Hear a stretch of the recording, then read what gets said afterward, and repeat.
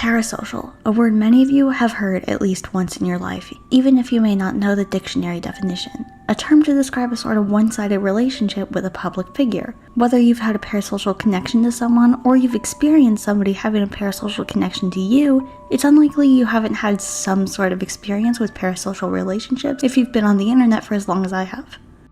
With the rise of the internet, it has become much easier to become a public figure, and therefore much easier to have people become parasocially attached to you. Hello, and like I've already explained, this video is about parasocial relationships. I wanted to make this because of the amount of parasocial behavior a decent amount of my mutuals have experienced, along with even me experiencing parasocial viewers recently, which I was not as prepared for as I thought I was. Making a video saying parasocial relationships are bad would be quite a nothing burger, as the majority of you have likely heard that phrase before and understand the basic concept of the idea, so that's not what I'm doing here. Instead, I'm looking into different types of parasocial relationships, the causes of them, and specific examples of the impacts of parasocial relationships. I'm also going to touch on forms of parasocial relationships I don't often see discussed when we're talking about the topic.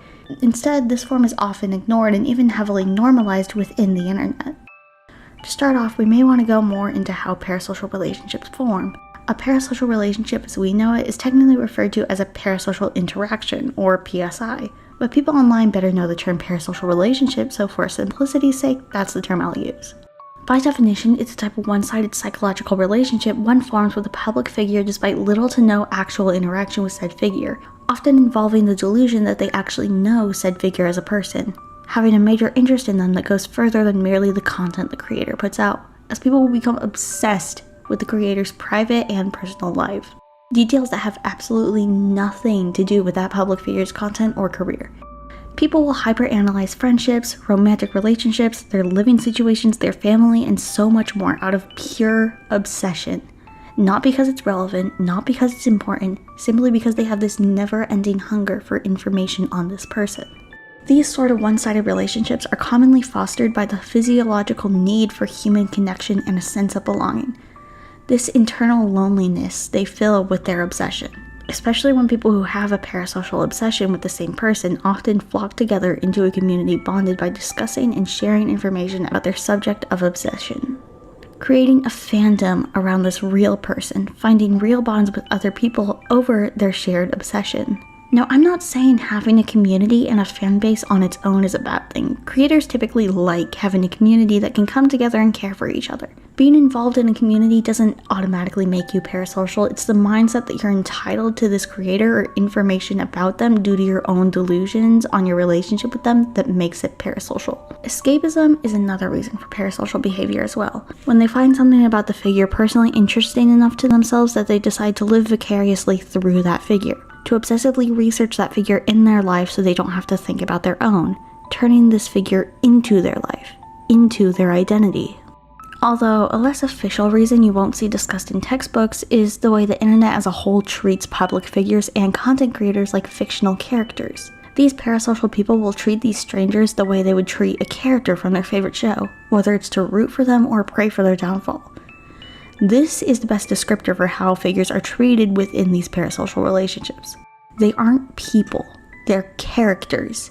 You don't need to treat them how you treat a stranger you see walking down the street. It's okay, they don't have feelings. They can't tell you to stop or say no. And even if they do, it doesn't matter. Not really, right? I mean, who cares what happens to them? Because it's not like you'll face any real consequences.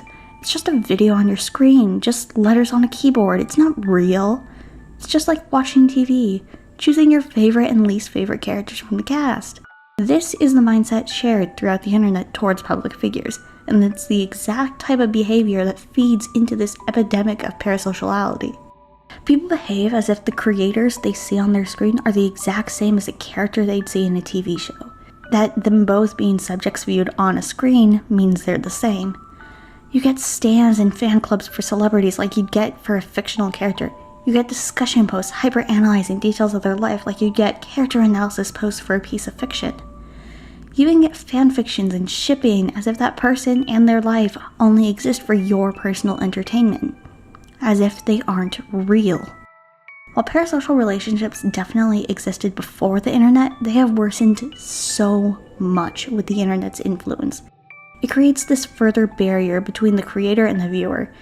And this barrier of screens, combined with the anonymity of the internet, only works to assist the dehumanization of content creators and bolden the actions of parasocial viewers.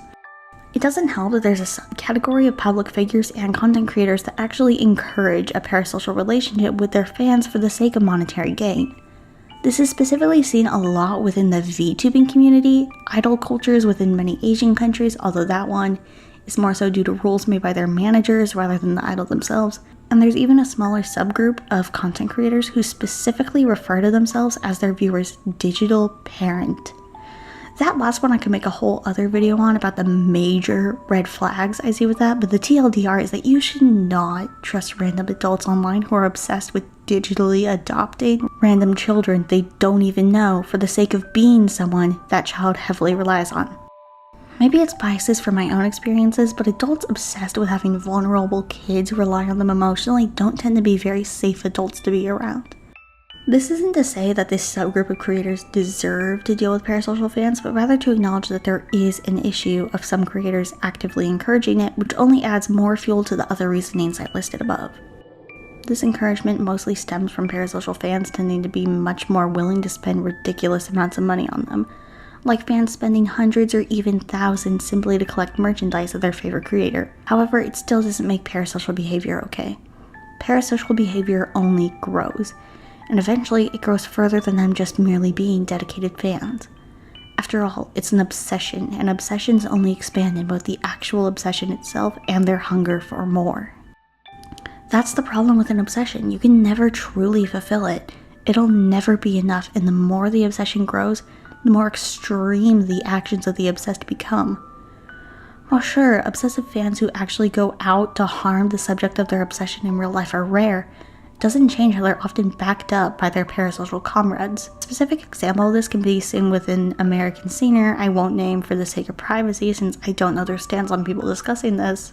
They were still relatively new in their fame when they began to face in-person harassment by both the paparazzi and so-called fans of them, following them around demanding photos, answers to questions, and straight up just filming them without consent.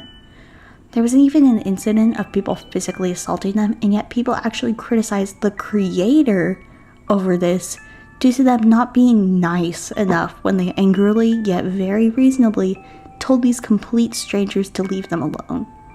I do not care about your opinion on specific creators. People should not face mass backlash for telling a stranger following them around, filming them, to fuck off. While the number of people actually going up and doing this to them was relatively small, there were hundreds of thousands of people online defending this parasocial behavior because this is what lower levels of parasocial relationships do. They put these creators on this high pedestal where they're just expected to deal with the crazier so-called fans because they signed up for it when they began putting out content.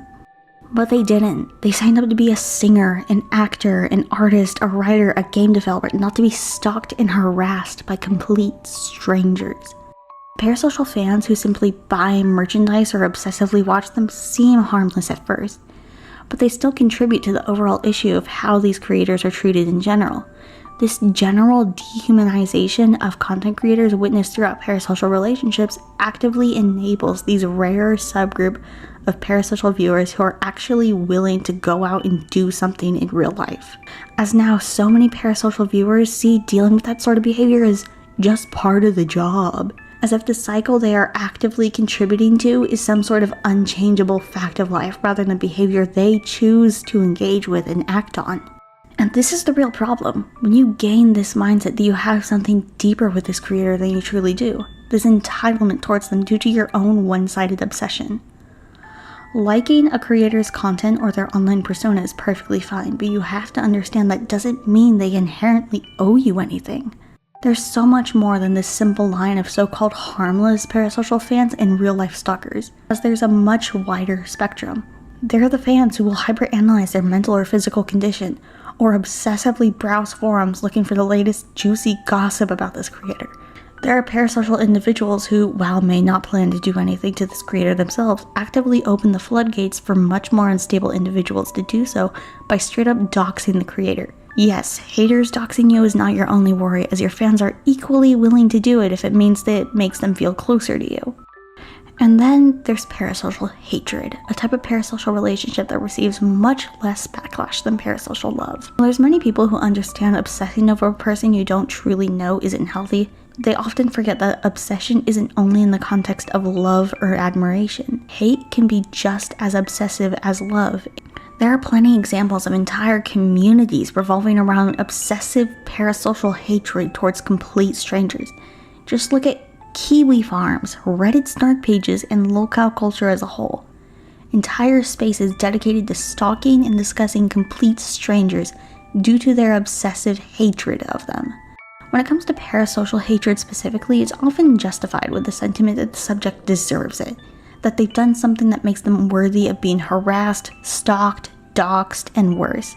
While there are some cases where they have done something truly despicable that many people would say make them worthy of much worse than internet hate, many of these accounts or forums don't even focus on what they did or helping anybody they victimized.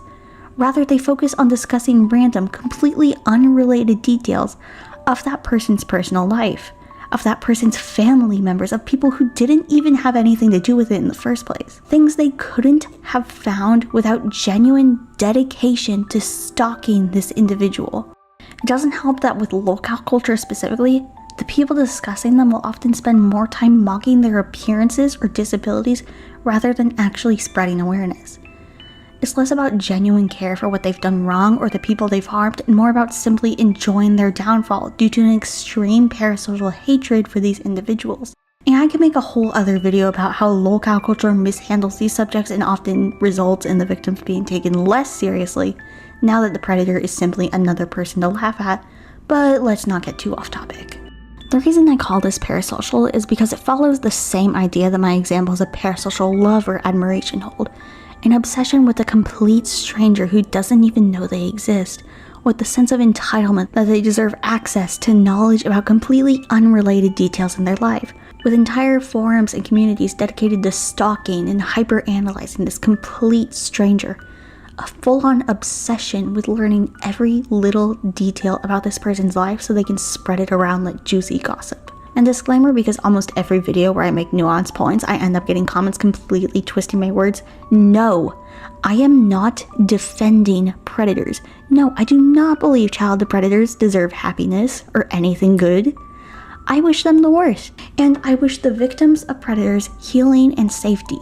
But when it comes to things like locale culture, I do believe the discussion of how their actions are more focused on having somebody they can stalk and harass without social repercussions, rather than out of genuine care for the victims, is an important conversation to have. The average Kiwi Farms user doesn't give a fuck about victims of this predator. Rather, it's about being able to freely stalk and harass somebody without worrying about any backlash. Because they can just say, well, this person was a predator, so, it's totally fine for me to be stalking their family members and stuff. Another example of parasocial hatred often seen is those people who, because they simply find something about a content creator off, will begin openly praying for their downfall and searching for a justifiable excuse to say this person is a bad person who doesn't deserve a platform. Not based off of any genuine wrongdoings, simply because they have this parasocial negative attachment to this content creator. The delusion that they know this creator more than they truly do, and that this creator is actually a horrible person despite no red flags being present. Believing they're entitled to have their bad feeling proven right, that a complete stranger on the internet deserves to lose everything just because something feels off. On the occasion the content creator they're saying this about happens to end up doing something bad, you'll typically see comments celebrating this, because it means they were right about them all along. There's actually an example of this going on right now with a certain singer who was known for commissioning a lot of smaller artists to help promote their music, being called out for having a rather racist past along with some other things. And there are people who already had a parasocial hatred for this singer now celebrating that their previously random and uncalled for hatred is now justifiable. Not feeling sorry for the person this singer hurt, but actively celebrating their pain because now it justifies their behavior they displayed before this information was even out. Which just goes back to my point of these people not truly caring about whatever the creator did wrong, and instead just wanting to have their hatred and parasocial behavior justified. Obviously, don't give racists a platform, but also don't just harass random people when you have literally nothing but a gut feeling, as you had just as much of a chance to be wrong about this person as you did right.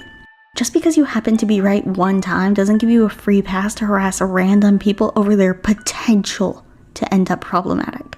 And there very much have been cases of people being wrong, of turning completely innocent people who did nothing but act a little cringe or annoying into laughingstocks to the point of being harassed off the internet entirely. Not because they did anything wrong, not because they deserved it, but because a group of people took a look at a total stranger they found weird and decided they must be the worst person to ever exist. However, there's a whole other issue with parasocial behavior that stems from both parasocial hatred and parasocial love. And that's the way women or femme-presenting people as a whole specifically are treated when it comes to parasocial behavior. Women within online spaces have always faced a unique form of mistreatment. But when you mix the mistreatment women face with a community already conditioned to not see content creators as human, it becomes an even bigger mess. From sexual harassment to full-on real-life stalking, female content creators tend to deal with a lot, to the point there are many fan bases who will literally count down the days a female content creator turns 18. People drawing straight up porn of the content creator regardless of age, and so much more. There have even been numerous cases where the parasocial behavior ends up resulting in real-life consequences, with cases like physical assault taking place during fan interactions. And of course, there will be parasocial hatred of the woman for simply being a woman, and hate groups finding ways to victim blame and fake claim her over her experiences. I actually will be discussing a specific person in this portion of the video, as I was able to reach out for her and ask for permission to use her story as reference. A little over a month ago, the YouTuber Judge Pudge released a video called "It Sucks to Be a Woman Online," where she discussed her personal experiences with parasocial treatment simply due to being a woman on the internet. I'll have the video linked in the description for those who want to watch it and give her some support. Basically, on the very day she turned 18, she immediately began to receive disgusting and creepy treatment from complete strangers online, along with creepy and downright predatory behavior she's been the victim of since she was as young as 16, simply due to being a girl with a YouTube channel. Along with numerous men getting angry over the fact she's in a relationship, displaying jealousy over the fact she isn't single, as if her being single would magically give you, a total stranger to her, a real shot at dating her in the first place, or even some men still going out of their way to sexually harass her as if that will magically change her mind. She's even made another video going over character AI bots made with her along with actual NSFW bots. AI chatbots being made of a real, living, breathing human being. Somebody with thoughts and feelings, not a work of fiction, a real fucking person. I have also had my own personal experiences with parasocial creeps online. I'm not going to be discussing the more recent ones because I'm pretty sure some of them still watch my videos.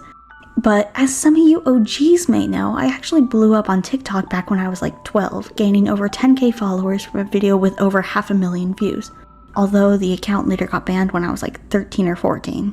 The amount of sexual comments I'd get was genuinely disturbing, especially when I had an art style that made my youth rather obvious. Total strangers, mostly being older men, would leave disgusting comments referring to the anatomy of my characters, over-sexualizing them, or even sexualizing my Sona at the time. I'd also receive random hate comments and even a few dedicated hate pages, some of them also spewing sexist things or accusing me of being sexist for not having enough male OCs. I've had quite a few mutuals receive similar treatment as well, from angry sexist to straight up sexual harassment. It's like you can never win as a woman or femme-presenting content creator. All in all, women online already struggle so much. But with how much parasocial behavior dehumanizes content creators, it only becomes worse. We're treated like NPCs that you can just say anything to with no real repercussions. Like, just because we put out videos you like or dislike, that means you could say and do whatever disgusting shit you want. Which, I'm just gonna be blunt, women online are not toys made to fulfill your desires. And if you're the type of person making straight up NSFW of real life people, especially real life children, I genuinely think you're pathetic. Like, that's it. You're just pathetic and obsessed with random women online because no sane woman in real life is willing to put up with you. Stop harassing strangers on the internet. Stop pushing the fact you're a loveless incel onto other people. Go get therapy and work on yourself. I don't even care if that sounded mean because I'm deadass not going to try and play nice with the type of losers who spend their free time sexually harassing women and children on the internet. Genuinely get help and stop doing this shit. Nobody deserves to put up with this simply for existing. Especially children, teenagers, and girls who just barely turned 18. Just please stop being so parasocial and creepy to total strangers. You cannot be this bored. You cannot have this little to do with your life. Sorry if this video sounded more ranty than usual. I will admit I did get kind of heated during that last bit because of my own experiences, along with how many mutuals of mine have experienced similar treatment. In general, I do plan to try moving to a slightly different route of video topic, which you'll see with my next video. Though I really quickly do want to say I've finally been accepted into YouTube's partner program, which means I am now monetized. Despite having 4,000 subscribers, which seriously, thank you so much for 4K and for supporting me, the little elementary school me who always dreamed of being a YouTuber is currently screaming with excitement. I've never actually been monetized because I reached the 1K subscribers and 4K watch hours goals back when I was a minor, and YouTube doesn't allow minors into their partner program. So I had to wait until I turned 18, and by then I no longer had enough watch hours. But thanks to your support, I finally qualify and I'm already setting some things up. I have a 4K special animation meme in the works, along with opening a membership for my YouTube. So far, I only have one tier that is $3.99, which offers these cute little pinnacle badges, custom emojis I'm still working on, priority comment replies, early access to new videos, member-only polls, member shoutouts, and exclusive Discord perks. For the priority comments, I typically try to reply to as many comments on my video as I can. However, when a video gets over 100 comments, my YouTube inbox tends to start tweaking, and sometimes there are comments or replies I simply don't get notifications for. Since I'm also a rather busy person, I tend to just stop really looking through comments after a few weeks. But as a member, you'll get priority, and I'll make sure I see your comment and reply to it. For the shoutouts, I will start shouting out members at the end of every video as the first part of my outro sequence, showing an image of your channel and saying your username out loud. And for the exclusive Discord perks, I have a special supporter role in my Discord server, and if you show proof of your membership when verifying, or just DM me the proof if you're already in the server, I'll give you the role. It gives you this special pink color along with access to a channel in the server only boosters and supporters have access to. If you can't afford the membership, don't worry, your support still means the world to me, and I'm genuinely so grateful for all of you who watch my videos and care enough to subscribe for more. It genuinely amazes me how many people actually like listening to me yap about random things, and I'm so glad to be monetized now. As always, please consider checking out my 16+ Discord server if you haven't. Thank you for watching, and I'm really excited for my next video that will be much more fun than this video and my last few videos have been. Less about sad internet stuff and more about fun character analysis of a character from something many of you may be familiar with.